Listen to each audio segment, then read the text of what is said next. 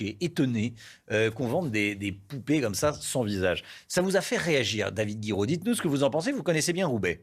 Bah écoutez, à 3 mois des élections, un reportage sur l'islam pour nous dire que l'État nous protège et que le ministre de l'Intérieur fait tout ce qu'il y a de bien dans le pays pour nous protéger des islamo-terroristes, parce que c'est un peu ça le lien qui est fait.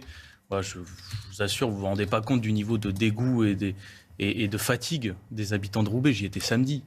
Je veux dire, ce qui se passe là, alors la rue, par exemple, islamisée, je ne sais pas ce que c'est, moi, une bibliothèque islamiste, il faudrait qu'on arrive à définir ça un jour. Et puis même dans les magasins, les méthodes qui sont employées par les gens, il suffisait d'entrer, de toquer, de demander un reportage, les gens auraient répondu. Et par ailleurs, on montre des poupées, comme si la République était menacée par des poupées. Je suis désolé, dans ce magasin, il y a aussi de la lingerie, il faudrait peut-être le mettre. Et dans la rue, il y a même un caviste. Donc tout ça est absurde, vous comprenez? Et les gens sont dégoûtés de ça parce que ça donne une image de Roubaix, c'est pas Roubaix. Je veux dire, moi j'y suis toutes les semaines, je fais campagne là-bas, c'est pas Roubaix, c'est pas vrai, c'est pas vrai. Les gens sont dégoûtés qu'on renvoie cette image d'eux. Il y a un moment où en fait, moi samedi, j'étais aux Trois Ponts, vous avez des tours qui sont laissées à l'abandon parce qu'elles doivent bientôt être détruites, d'accord? Non mais là, n'empêche pas l'autre. Ça n'a rien à voir. Ça n'a rien à voir. Ça a à voir. Parce que le temps passé précisément à parler de l'islam en permanence, là, sur une rue, quand on voit uniquement des vêtements féminins et que dans cette rue, il y a effectivement que des vêtements musulmans, avec que des voiles.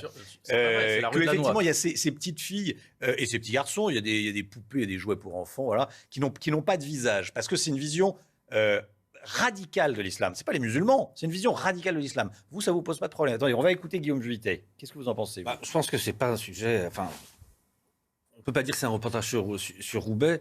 Et pour le coup, j'imagine bien que Roubaix n'est pas à l'image de ce qu'on a vu la folle. Là-dessus, c'est là où j'irai dans le sens de David Guiraud. Mais maintenant, on ne parle pas de tout Roubaix. D'ailleurs, bonjour aux Roubaisiens, mais... précaution de langage, laissez-moi terminer. Je vous laisse terminer. La deuxième précaution de langage, c'est que oui, quand même, il y a un sujet. Quand dans l'histoire des Mureaux, le président de la République dit qu'il c'est un équilibre, c'est qu'il faut lutter contre le séparatisme et en même temps lutter contre l'effondrement de la République dans certains quartiers, y compris l'effondrement social des valeurs républicaines, il dit bien les deux. Alors, on fait des choses. Là, il y a eu des plans sur la politique de la ville, sur la lutte contre la pauvreté. Dernièrement, on avait encore un Jeune Solution qui est une façon aussi de lutter contre le séparatisme, parce que c'est une façon de faire en sorte que les gens se retrouvent dans la société. Néanmoins, ce que disent ces images, c'est que le séparatisme existe. Et ça veut dire quoi? Ça veut dire qu'il y a bien des endroits, ça peut être des quartiers, des rues, qui à un moment donné, font que ceux qui vivent dedans ne sont plus dans la République. Parce qu'on leur propose là des jouets, là des vêtements, là une pratique habituelle de la vie courante qui n'est plus celle de la République. Et pour ça, il faut des outils pour pouvoir lutter. C'est ce qu'on a fait avec la loi séparatisme, et c'est ce qu'a rappelé Gérald Darmanin par la suite. Ce que je ne comprends pas, David Guiraud, c'est que vous avez intégré dans la société. Je ne comprends pas pourquoi vous défendez ça. C'est ça, j'ai du mal à comprendre. Pour tout moi, je ne défends rien du tout. Hein. Si, parce que je vous dis juste que c'est pas Roubaix le reportage. C'est ce que je vous dis. Non, mais quand vous voyez ça, qu'est-ce que vous vous dites? Vous dites c'est formidable, on se mélange, c'est la vie, c'est l'avenir. On se mélange. Mais vous avez raison de poser cette question, on se mélange. Qui c'est qui fait séparation là? Vous croyez que les habitants, ils ont choisi de vivre que entre musulmans? Non, c'est pas ça. Mais attendez, c'est ça.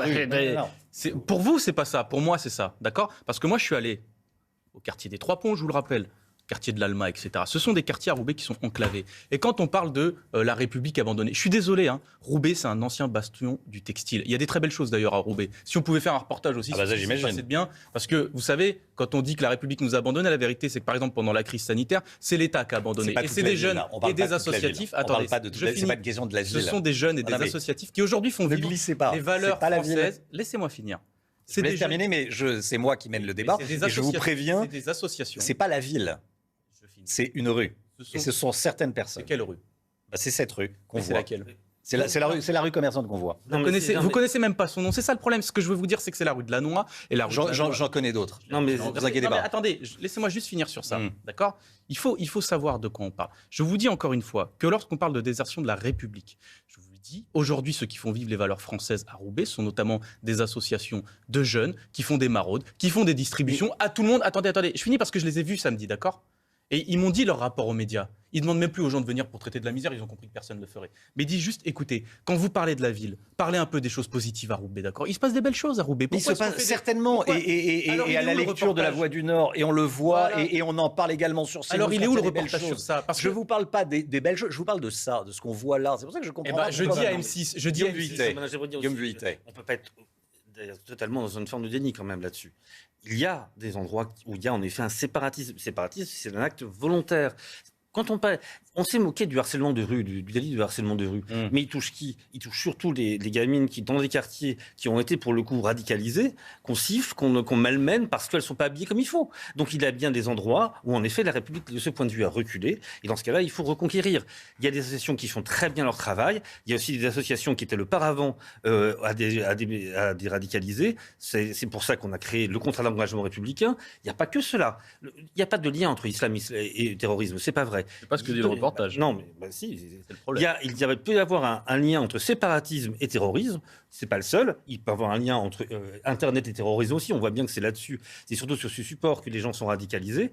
Mais il n'y a pas de lien entre islam et terrorisme. Mais justement, les premières victimes du séparatisme sont d'abord ceux qui veulent pratiquer une religion de façon tout à fait classique et normale et qui sont justement se retrouvent embarqués par cette image-là. Et donc, il ne faut pas nier les choses. Il faut lutter contre. Oui, c'est ça.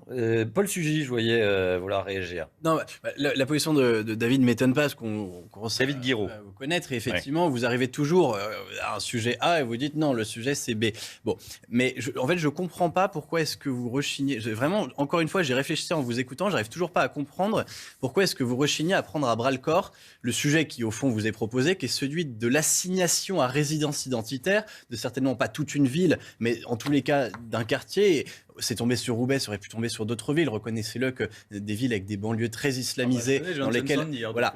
Mais c'est ça qui me fascine, c'est que vous le savez aussi bien que nous tous, et que malgré tout, politiquement, vous n'arrivez pas, vous ne voulez pas vous emparer de ce sujet-là, qui au fond revient exactement au même, c'est-à-dire que c'est le même type de misère que celle dont vous nous parlez très justement, c'est-à-dire de l'assignation à résidence sociale, du fait qu'il y a des quartiers effectivement dans lesquels il y a une véritable ségrégation sociale avec des gens qui sont laissés, qui sont abandonnés dans leur misère. La République est un bien qui n'est pas un bien économique, mais un bien symbolique et culturel aussi important que le niveau de vie, le pouvoir d'achat, le logement des gens. Et vous devriez pouvoir être capable de défendre tout cela à la fois. Mais en fait, vous devriez être capable de vous insurger du fait. C'est pas une vision électoraliste, ce que vous avez. C'est pas du tout pour récupérer les voix de certaines personnes. Mais attendez, justement, moi j'aimerais bien parler d'autre chose en fait. Moi j'aimerais bien parler d'autre chose que. Mais on peut parler d'autre chose. Mais vous dites, oui, voilà, il y a des associations formidables. Oui, bien sûr. Mais ça, mais personne va dire. Il est où le reportage? Les caméras, pourquoi elles viennent pas faire la ligne éditoriale de la matinale? Je vous dis juste comme disent les jeunes. Elles sont où les caméras pour parler d'autre chose que d'islam et de sécurité dans les quartiers? Et là, on parle de quelque chose qui choque. Je vous dis juste ce que pensent les gens, c'est même pas moi qui le dis, d'accord? C'est même pas moi. Et je veux juste vous dire, moi j'en parle de la question de l'identité française. J'ai pas de problème, j'ai même pas de problème à m'engueuler, etc. là-dessus. C'est pas ça la question. C'est qu'aujourd'hui, vous avez un reportage qui donne une image désastreuse d'une ville. L'image de cette ville est saccagée par ce reportage. Et donc, je vous dis juste que c'est ça aussi qui favorise le fait que les gens se disent, ah bah si c'est comme ça, je laisse tomber, voilà, c'est ça Roubaix, bah vas-y, je vais vivre là-dedans. Et là-dedans, je vous dis encore une fois, je le dis à M6, pas à vous, mais à M6, s'ils veulent faire des reportages sur les écoles non mixtes, etc. Mais regardez, là, à 20 minutes à pied, là, derrière le parc Citroën, vous avez une école privée catholique qui fait de la non-mixité. Est-ce que c'est un motif de dissolution de l'école? Je ne crois pas, voilà. Et donc, au bout d'un moment, il y a aussi des gens qui se disent, on en a marre qu'à chaque fois que ce soit sur on ne coupe pas, c'est pas la même chose. Guillaume Vuittet, ça n'a rien à voir. Vous mélangez totalement, excusez-moi, mais ça vous égarez. Pour le coup, c'est pas qu'un problème de marketing. Enfin, à un moment donné, là aussi, on est face à des réalités. Quand on a créé les quartiers de reconquête républicaine, le terme est violent. C'est pas sympathique pour les quartiers qui font l'objet de ces politiques-là. Mais c'est des moyens qui sont importants, qui, en termes de sécurité, mais pas uniquement en termes de sécurité, aussi en termes de soutien aux associations, de soutien aux collectivités pour le faire, parce qu'à un moment donné, on prend acte qu'il y a un problème. Et on ne peut pas simplement se dire, parce que ça ne fait pas plaisir, on ne prend pas acte du problème. Je suis désolé, mais donc, dans les quartiers de reconquête républicaine, je les vois, voilà, on y était, 3 ponts à l'Alma, etc. On les voit, d'accord. Dans des barres d'escalier, vous avez encore des détritus dans toute la barre. C'est pas la reconquête républicaine. C'est un travail qu'on doit faire. On a encore autant des croisades et qu'il faut reconquérir les croisades. La vérité, c'est que l'État a abandonné des quartiers, d'accord. Pendant un petit moment, et les collectivités aussi d'ailleurs. Mais certaines collectivités très longtemps. Et donc la question, c'est justement, on met les moyens pour pouvoir les reconquérir. Moi, j'ai pas de problème. C'est à l'État de. Vous dites quoi? Qu'il y a des poubelles dans des immeubles? Et c'est à l'État de faire quoi? Je parle de barres d'immeubles jonchées de détritus. Et donc l'État doit faire quoi alors? Mais l'État, il doit faire venir le service de ramassage des poubelles parce que les gens, ils ont... Ah, à l'extérieur. Ah, oui. Non, mais à l'extérieur comme à l'intérieur. Il y a même plus de concierges. Il y a des gens... En fait, rendez-vous compte qu'on a croisé des familles samedi. Voilà, vous avez une femme qui dit, écoutez, moi, je comprends pas. Ma fille, elle va à l'école. Ma petite fille va à l'école. Et la première chose qu'il voit, c'est qu'il n'y a plus d'électricité dehors et qu'il fait noir. Vous êtes fort parce qu'on parle d'une rue où il y a des petites où il y a des poupées. Mais oui, je refuse ces œillères-là. Vous allez sur les HLM. Mais j'assume de vous le dire. Je refuse ces œillères-là. C'est pas le même toujours le bout de l'État quand il s'agit de choses de proximité. Néanmoins, l'État parfois va même au-delà de son boulot quand par exemple, il fait le plan à Marseille. C'est-à-dire qu'on avait bien une ville sinistrée, pas uniquement à cause de l'État, aussi parce que les élus locaux à l'époque avaient été. Donc il y a bien l'État qui prend ses responsabilités dans la matière. Et justement, le problème de ces reportages, c'est qu'ils ne ciblent pas du tout les fanatiques. Ça cible pas les gens qui ont été mis là-dedans. Ce ne sont pas les fanatiques qui ont été ciblés. C'est une réalité. Bon, allez, on va. Je pensais pas que ça durerait aussi longtemps sur Roubaix. Je pensais qu'on serait d'accord pour dire que, bah oui, les valeurs de certaines personnes peuvent poser problème. Visiblement, ça ne pose pas problème à tout le monde. C'est la démocratie, on en parle ce matin. Si, ça peut poser problème. Non, mais visiblement, non. Vous partez sur des associations. Vous dites les associations. Évidemment, bien sûr, tout le monde connaît les associations. J'ai 50 ans, vous voyez, j'ai 30 ans, vous avez 30 ans que je fais ce métier. Je connais pas. On n'est pas obligé de détruire la réputation d'une ville. Non, mais il y a un moment. Pour traiter de ces questions, on n'est pas obligé de faire comme ça, avec des méthodes. François Hollande pourrait être candidat. Il dit, je ne suis pas encore candidat. Passons à un autre sujet. Est-ce que vous êtes tremblotant en vous disant, ah, il peut sauver la gauche. Je ne suis pas encore candidat. Et il dit également, je vais parler bientôt. Bon. Est-ce qu'il a été pris en compte dans la primaire populaire? C'est ça qui est important. Pas pour le moment. Pas pour le moment. Les Français retiennent leur souffle. Alors, un ancien président peut refaire de la politique et c'est arrivé, être candidat à l'élection présidentielle. Et il dit, je vais parler bientôt. Bon, oui, alors moi, sortez vos caouets à chaque fois qu'il prend la parole. Ça fait rigoler tout le monde. Bon, voilà, je ne sais pas d'ailleurs bien pourquoi. Bon, mais est-ce qu'il pourrait être le sauveur de la gauche? Là, il y a 7 candidats à gauche. Il y a cette primaire. Mélenchon veut pas y aller. Anne Hidalgo veut pas y aller. Il y a que Christiane Taubira. Ça fait pas rigoler tout le monde. Là où on a un petit sourire malgré tout, c'est pas François Hollande qui a bien le droit de faire ce qu'il veut, mais c'est parce qu'à un moment donné, en effet, ça commence à faire beaucoup.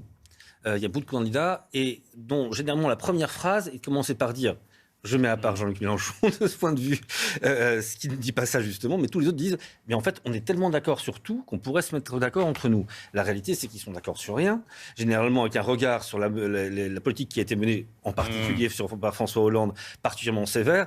Donc, je ne suis pas sûr que ça favorise complètement l'unité de ce camp-là. Oui. Allez, un mot de David Guiraud et puis on...